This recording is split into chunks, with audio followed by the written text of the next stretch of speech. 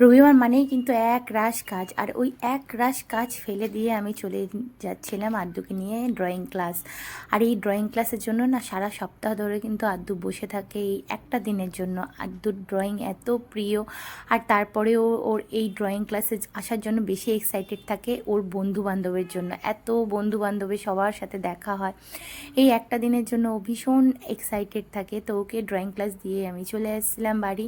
তো hello hi everyone, আরেকটি নতুন ব্লগে তোমাদের ওয়েলকাম। তো বাড়ি এসেই দেখি অরিন্দম যেগুলো আমার ডিউটিগুলো তো করতেই হবে, অরিন্দমকে দিয়ে দিয়েছিলাম সকালের ব্রেকফাস্ট। তো অরিন্দম করে নিয়েছিল ব্রেকফাস্ট, তারপরেই ছিল কিন্তু ওর ওষুধ খাওয়ার ট্রান। তো এই সব কাজ টাজ সেরে ওকে খাবার টাবার দিয়ে ওষুধ টষুধ দিয়ে আমিও কিন্তু লেগে পড়েছিলাম আমার নিজস্ব কাজে। রবিবারে তো আর একটা দুইটা কাজ থাকে না বাড়ি, মানে রবিবার কিন্তু বলে না তছ নছ করা একটা কাজ থাকে। তো সবারই বাড়িতে কিন্তু ওই একই একই অবস্থা, একই কাজ। তো এই ওকে ওষুধ টষুধ দিয়ে আমি একটুখানি রেস্ট করলাম, বসলাম। তো ওই কাজের মাঝখানে আর ভিডিও করা হয়নি। তারপরে আবারও চলে গিয়েছিলাম আদ্যুকে নিতে।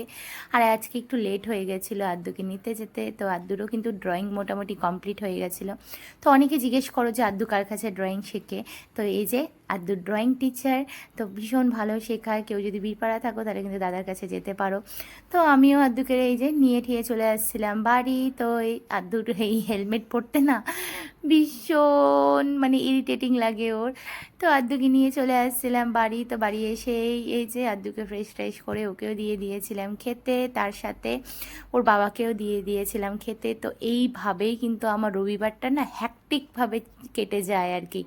এই হ্যাকটিক শিডিউলে হচ্ছে রবিবার যাচ্ছে, মানে আমার এখন দিন রাত সকাল দুপুর কিভাবে যাচ্ছে আমি নিজেও জানি না। তার মধ্যে রবিবারটা আসলে পরে তো তা আমার অবস্থা আরও টাইট হয়ে যাচ্ছে। যাই হোক, সময়টা এইভাবেই কাটছে। তো চলো টাটা, বাই।